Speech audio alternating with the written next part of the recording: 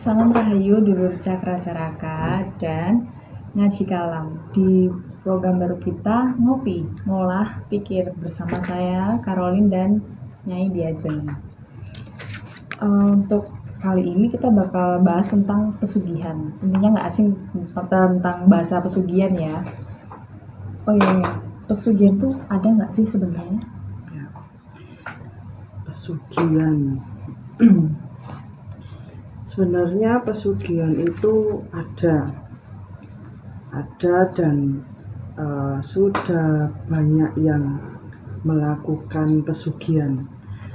Itu sebelum kita lahir, mungkin nenek-nenek moyang yang dulu itu sebenarnya sudah ada perjanjian untuk pesugihan. Pesugihan kan kekayaan, ya, kekayaan secara Kilat cepet, kilat instan, ya, secara instan. Ya ada. Terus bener nggak sih kalau misalnya punya pesugihan itu harus ada kayak embel-embel atau tumbal gitu?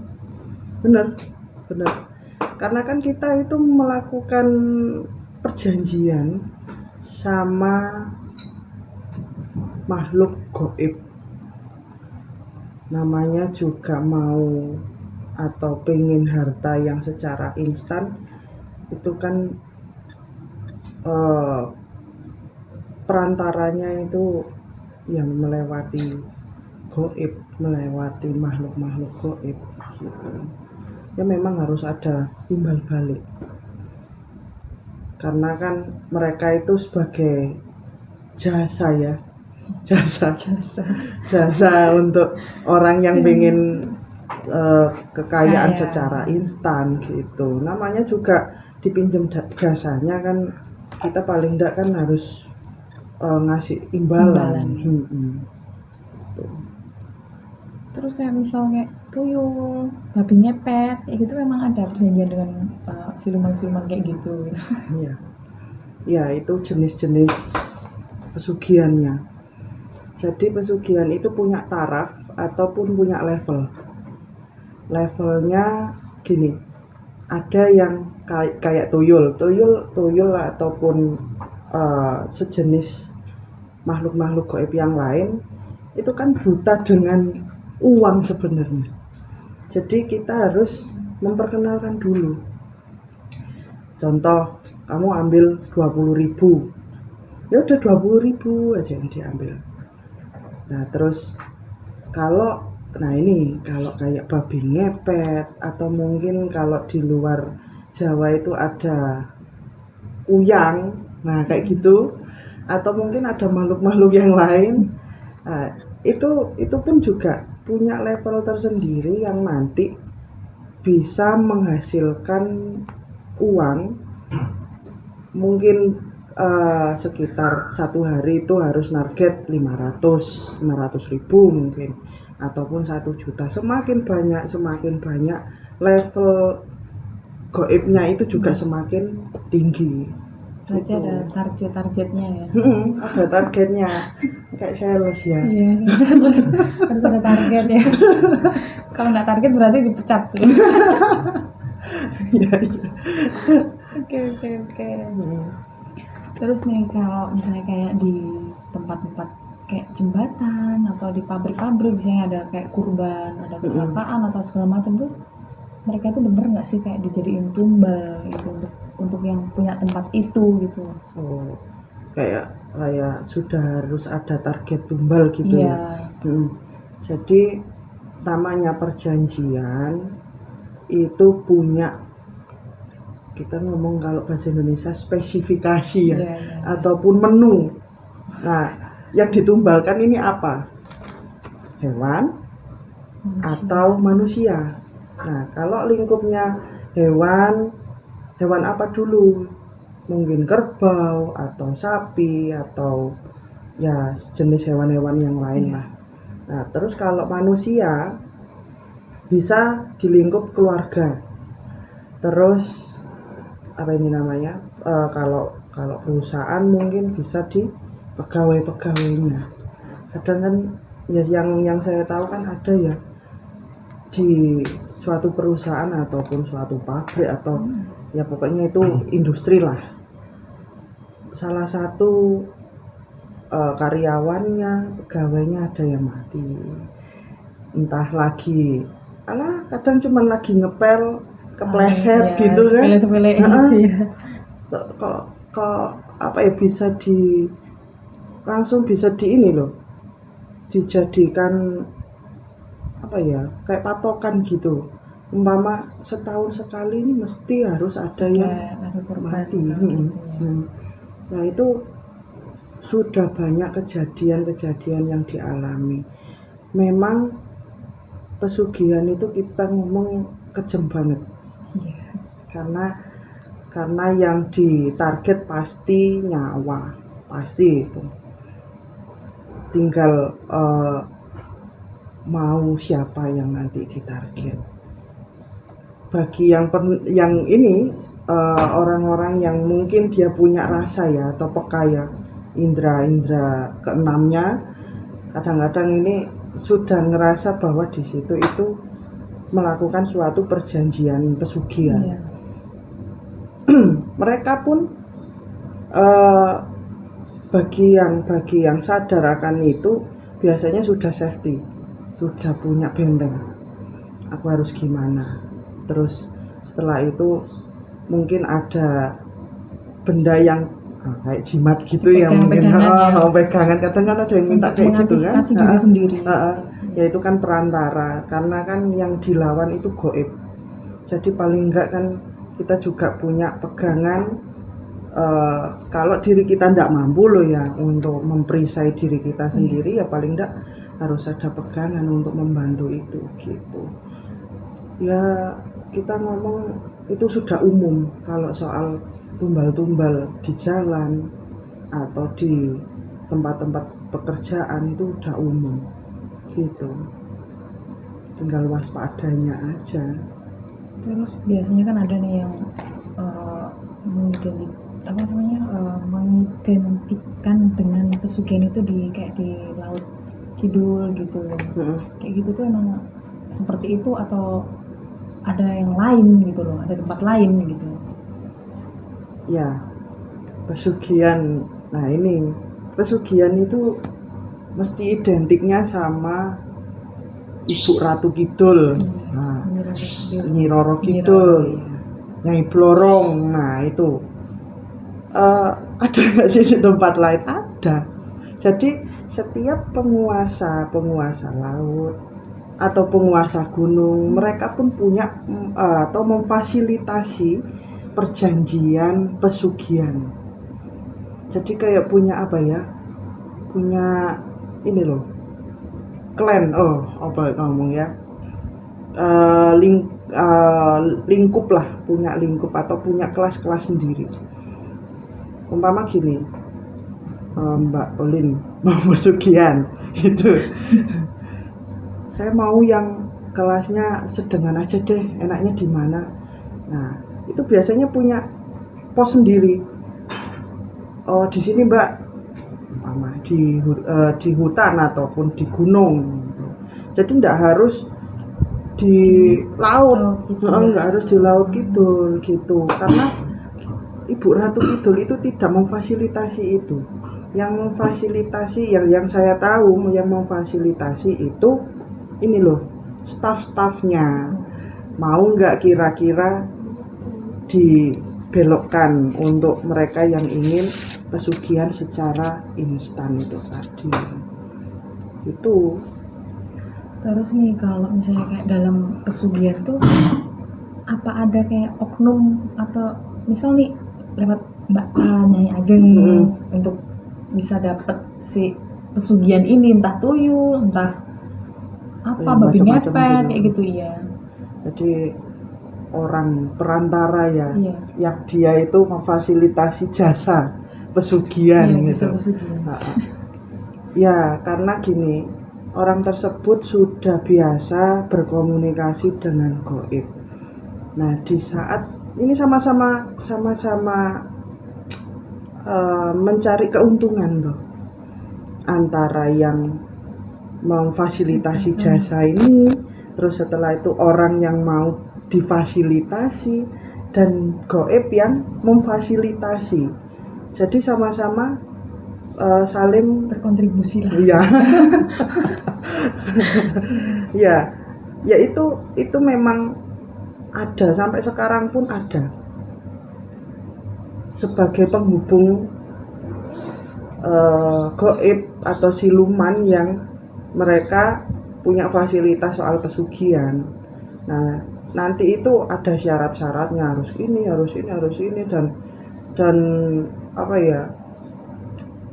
Itu juga tidak mudah sih sebenarnya untuk para pelakunya ya. Iya. Pelaku yang punya jasa ini, punya jasa untuk menghubungkan itu juga tidak mudah, karena mereka harus yaitu ritual dulu, terus habis itu harus mengenali dulu siapa-siapa yang goib, siapa-siapa yang mereka punya fasilitas pesugihan.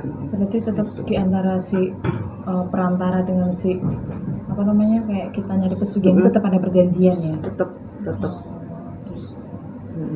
Terus misalnya tanpa perantara pun atau bisa juga kayak gitu? Bisa, selama orang yang mau minta pesugihan itu sudah kenal sama goib ini, atau bisa melihat atau bisa berkomunikasi, selama mampu gitu. Oke. Terus ada nggak sih sebab atau akibat gitu loh dari orang yang melakukan perjanjian itu? Misalnya nanti kalau misalnya udah nggak ada ketumbal lagi, bisa anak atau cucu atau dari lingkup keluarganya kayak gitu. Kalau tumbalnya habis gitu. Iya, kalau nggak ada tumbal lagi mungkin. Bisa, yang akhirnya dia yang jadi korbannya.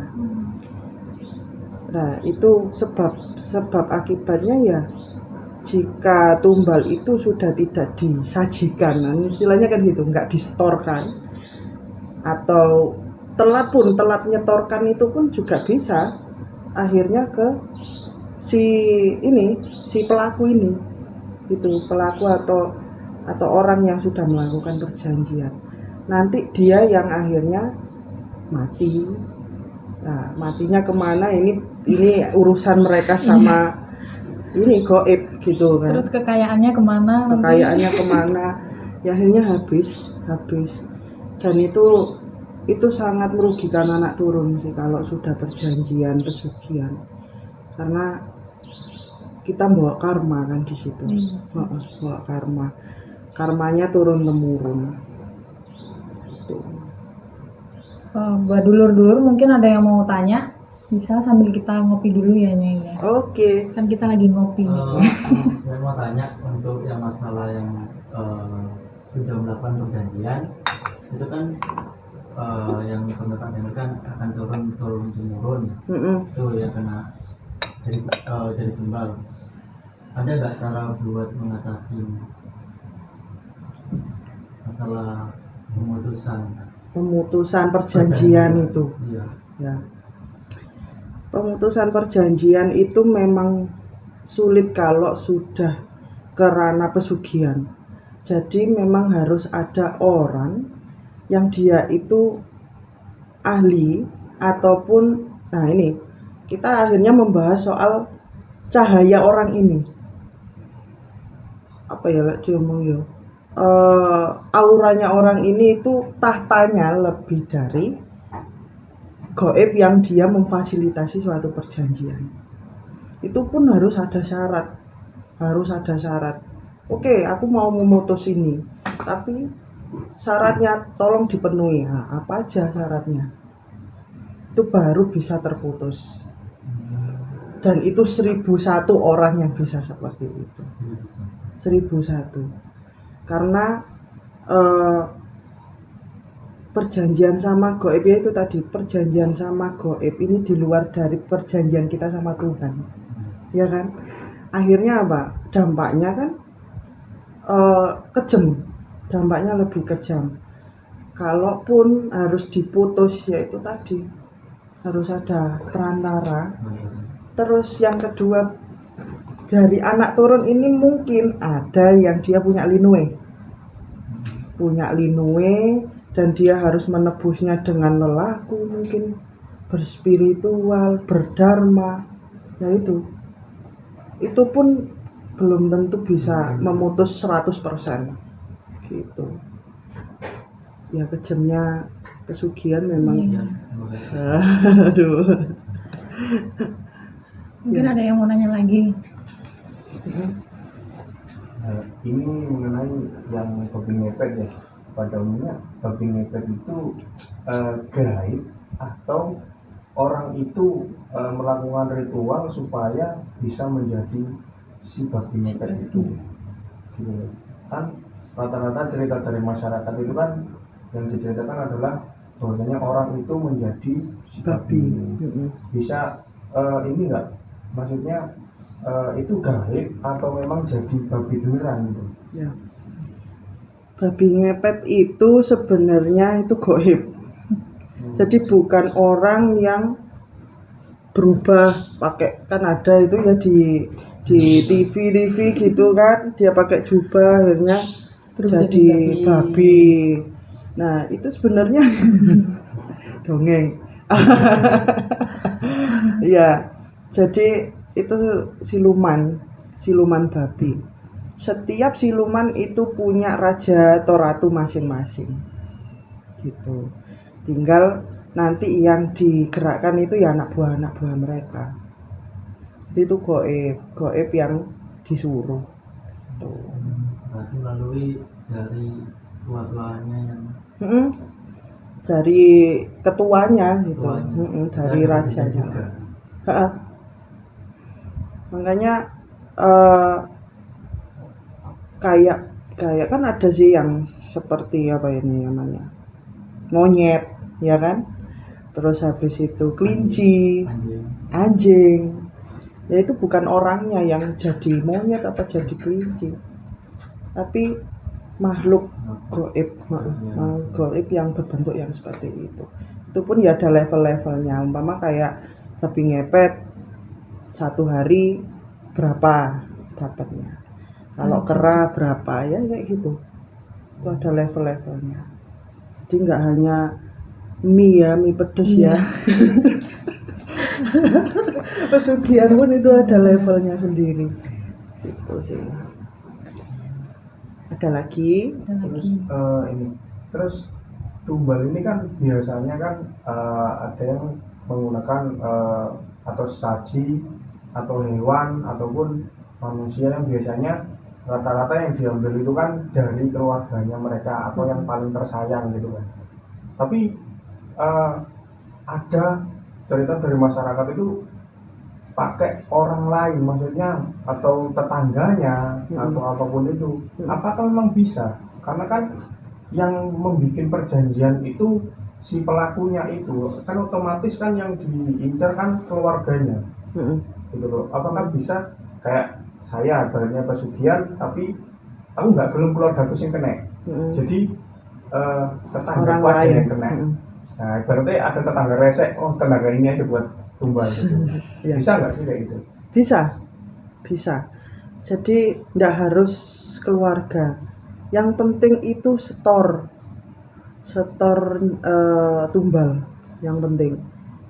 Dan gaib ini pun ada yang dia juga meminta, yang penting saya disetorkan tumbal itu di hari ini, terserah dari mana. Ada juga yang dia minta, saya minta bayi, kan macam-macam. Dia minta bayi, ada yang minta laki-laki tok, perempuan tok. Nah itu. Terus caranya untuk mengorbankan orang lain itu gimana? Apa gaibnya ini upung kuai? Apa ditunjuk atau bagaimana caranya? Atau dikasih makanan untuk ditandai orang itu atau gimana? Itu biasanya ada dua faktor gitu. Biasanya ada yang lewat makanan yang sudah dikasih doanya pasti jelek, dikasih kode lah intinya, dikasih kode. Terus ada juga yang ditunjuk. Setahu saya itu ada yang lewat ini loh, baskom, Terus habis itu ada yang cuman nerawang tok, itu juga ada. Orangnya kayak gini. Oh ya. Yes. Itu yang jadi sasaran. Tapi banyak macamnya sih. Banyak macamnya. Berarti kayak udah ditandai gitu ya. Jadi memang sudah ditarget Dari tadi harus korban berikutnya ini gitu. harus sudah siap pokoknya. Itu. Kalaupun Gimana? misalnya nggak dapat orang itu, berarti Mm, bisa jadi diri sendiri yang kena gitu. bisa. Kalau enggak gitu kadang ada negosiasi. Heeh, Ada ya, tetap ada. ada negosiasi. Ini enggak bisa. Mungkin karena dia dijaga sama leluhur kayak Iya. gitu. Atau punya Atau pegangan punya gitu. pegangan. Nah, terus kira-kira kamu mau ngasih target yang mana? Siapa lagi? Itu harus sudah siap gitu. Kalau enggak gitu udah akhirnya ya sudah kamu sendiri yang nanti jadi tumbalnya gitu.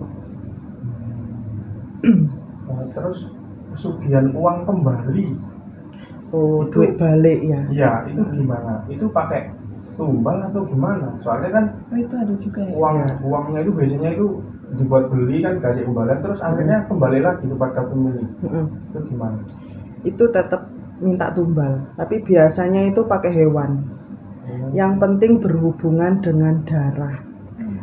Biasanya pakai hewan atau darahnya sendiri. Itu. Uangnya itu sudah dikasih darah. Jadi umpama 100.000 itu udah dikasih darah. Ya apa caranya uang tersebut itu nanti setelah dibelanjakan pasti kan kita dapat kembalian ya. Apa caranya dia akhirnya balik ya itu harus ada darah di uang itu. Oh, iya. Mm-mm. Biasanya pakai itu. Tetap ditandai berarti ya. Tetap ditandai. Tetap harus ada darah, ndak pakai darah kalau pesugihan itu. Gitu. Kalau penggandaan uang itu apa sama? Penggandaan uang Heeh. sama itu juga termasuk pesugihan. Menggandakan uang. Juga masuk pesugihan. Gaib ini sudah disetting kok. Dia mau kerjanya mau menggandakan atau itu tadi duit balik atau peranaan uang atau gimana ya pokoknya yang penting harus dapat uang gitu. Terus kenapa sih kok pesugihan itu harus uang gitu? Kok nggak langsung ambil mobil atau ambil jam tangan yang mahal gitu kan? Ya, Biar enak gitu. heeh. Karena gini loh. Uang ini kan bisa dibelanjakan. Ya kan? Uang ini bisa dibelanjakan, sedangkan benda mau diambil itu kebesar. Iya benar. Ya kan, ya, gitu kan Ketahuan simpel lagi gitu masuk kan. penjara. Kalau pengen mobil kan tinggal ke showroom mobil ambil gitu kan. Iya, Bukan pesugihan kan jadinya maling Mas. akhirnya kan enggak bisa mainnya enggak bisa halus. Yang bisa halus sih uang ya. Gitu kan. Kali aja bisa teleport gitu kan. Kan keren. Bisa sekali tuh bisa balik. Iya, kebanyakan memang uang. Kalau enggak gitu emas pun juga enggak langsung yang gede-gede, pasti yang kecil-kecil. Cuman paling banyak itu uang. Karena mudah dikenali sama gaib uang itu. Kalau emas kan kuning, nah kita kan ada emas itu ada kadarnya. Nah kalau umpama kuning ternyata kuningan, diambil, pokoknya kuning, akhirnya kan gitu. Nah, itu tadi yang paling mudah dikenali itu uang karena dia punya angka, punya nominal angka, itu paling gampang dikenali sama uang. Gitu. Terus Ada lagi? ada lagi. Terus? Kenapa Nyai kalau yang diambil uang, kenapa nggak ambil di mesin ATM? Kenapa ambil uangnya orang di rumah-rumah gitu?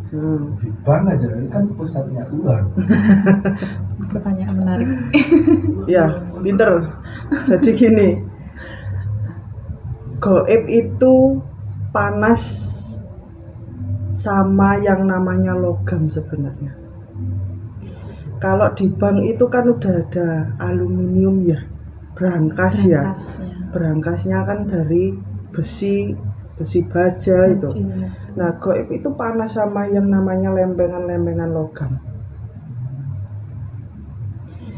Makanya kenapa kok enggak yang di bank kan banyak ya, karena di bank sudah safety dan pasti tidak jauh dari orang spiritual, sudah punya backupan gitu. Kalau nggak ada orang-orang kayak gitu ya, namanya sekarang loh, namanya perusahaan itu nggak jauh kok sama backupan dari orang Pasti spiritual tetap ya, atau orang yang punya linue. Ya itu untuk jaga kalau ada sesuatu hal yang goib nyerang gitu. Makanya yang ditarget akhirnya pesugihan ini orang-orang awam, orang-orang desa, kadang di pasar ya. Di pasar itu mau belanja apa ternyata kok uangku hilang kayak gitu kan.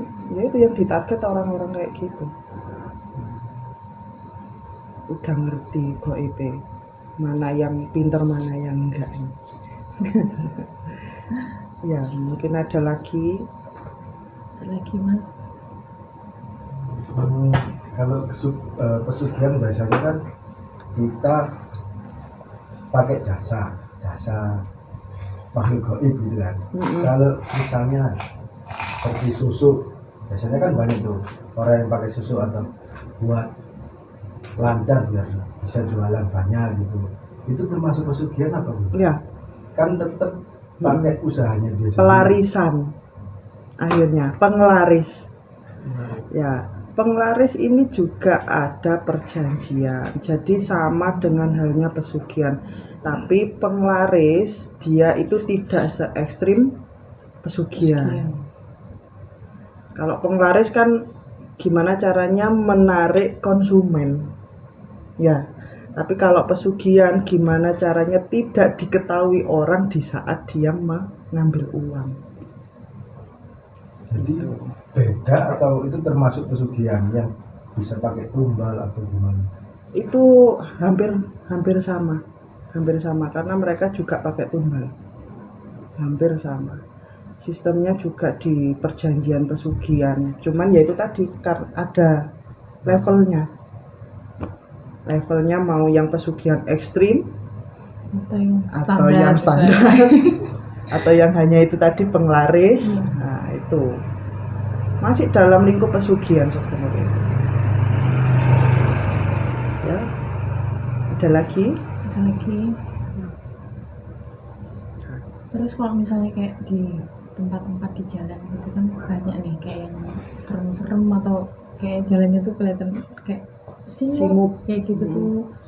Terus biasanya banyak kecelakaan itu rata-rata kebanyakan tuh memang untuk dia tuh tumbal atau emang tempatnya itu sakral gitu. Itu ada dua macam. Jadi ada orang yang dia menarget tumbal itu dari ini jalan raya kayak gitu, itu ada. Akhirnya ngelemparin, nah itu tanda. Ngelemparin tanda. Orang yang dia itu posisinya ngelamun, posisinya ndak sadar, maksudnya agak ngeblank, itu bisa sebagai target tumbal gitu. Tapi ada juga yang makhluk gaib yang dia ganggu, itu juga ada. Usil, mungkin pengen punya teman akhirnya harus mencelakai orang gitu. Itu macam-macam sebab akibatnya itu macam-macam. Ya. Mau tanya lagi. Boleh.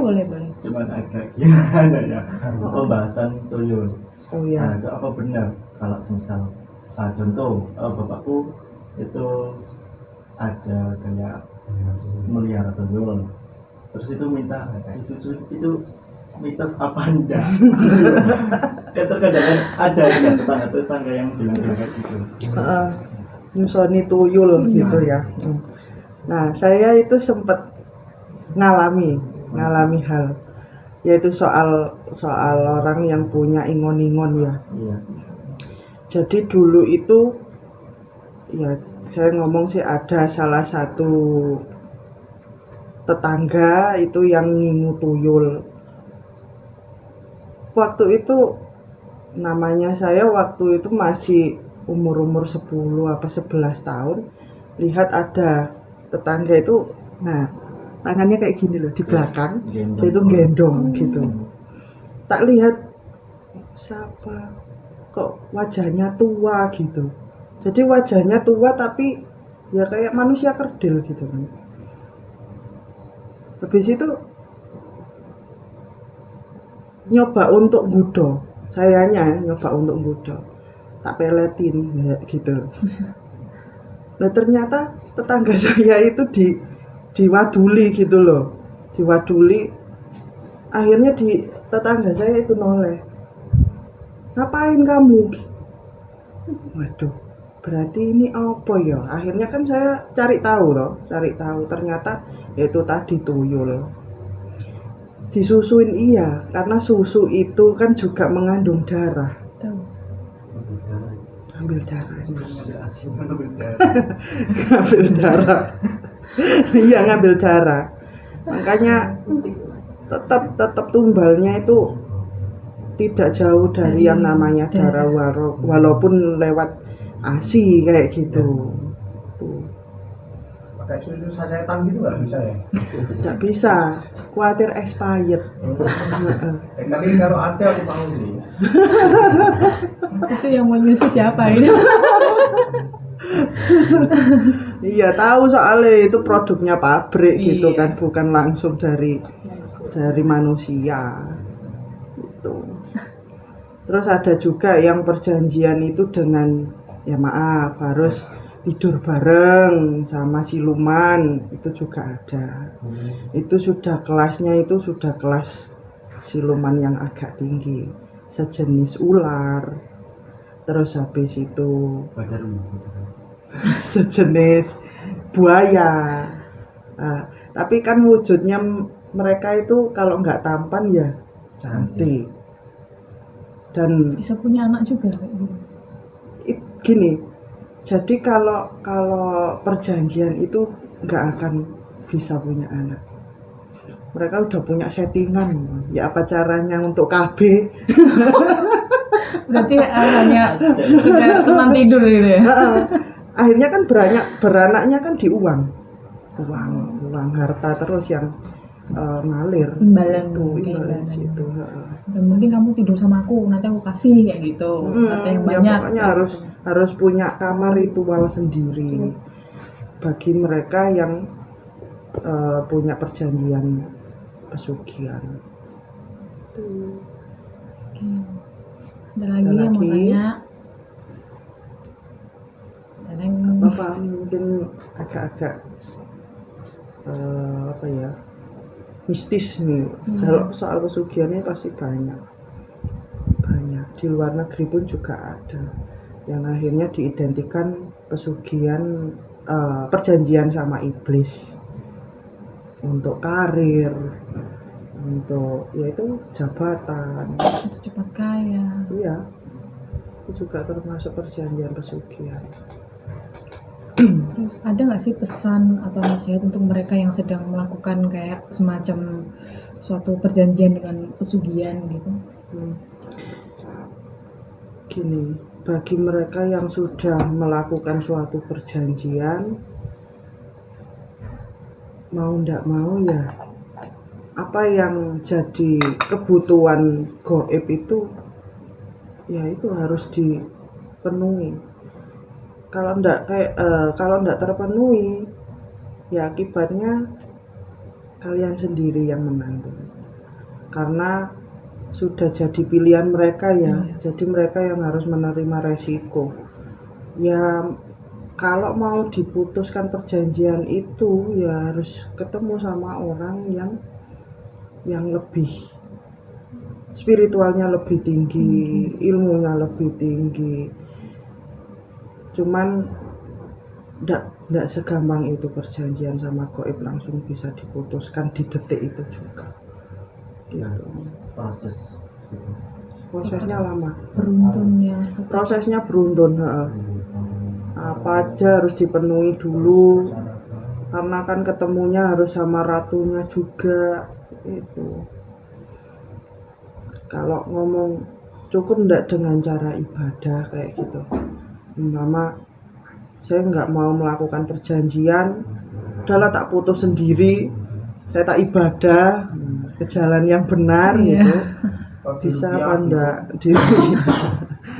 ya tergantung levelnya, tergantung level ibadahmu, tergantung Tuhan meng-ACC enggak gitu, Tetap Tuhan kembali ke mengijabahi Tuhan, enggak. iya. Heeh. Kalau ternyata Tuhan enggak mengijabahi dan kamu harus menanggung resiko itu, ya sudah,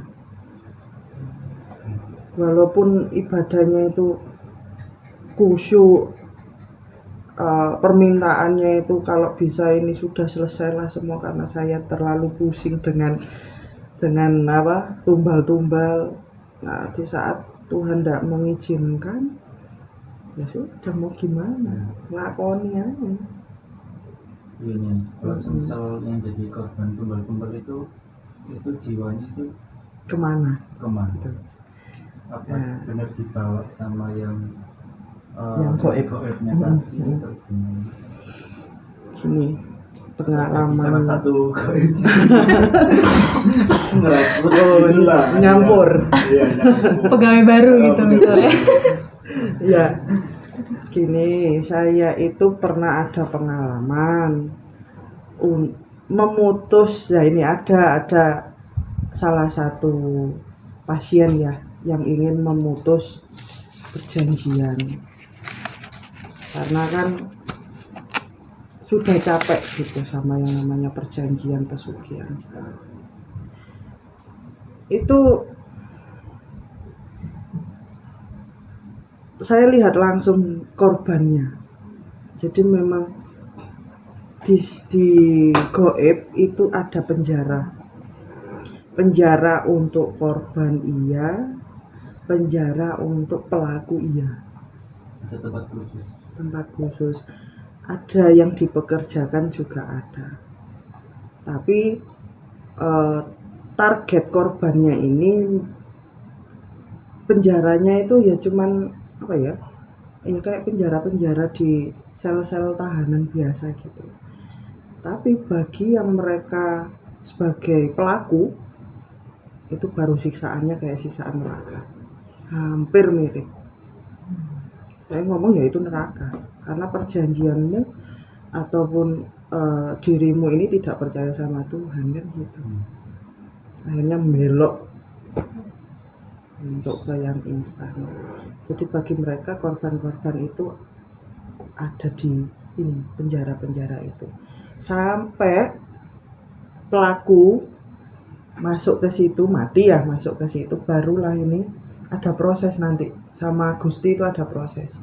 Kira-kira gimana ini para korban ini, baru nanti bisa naik gitu. Tetap itu sistemnya itu ada loh, goib itu punya sistem soalnya, nggak asal. Tuh sepengetahuanku itu terjun langsung.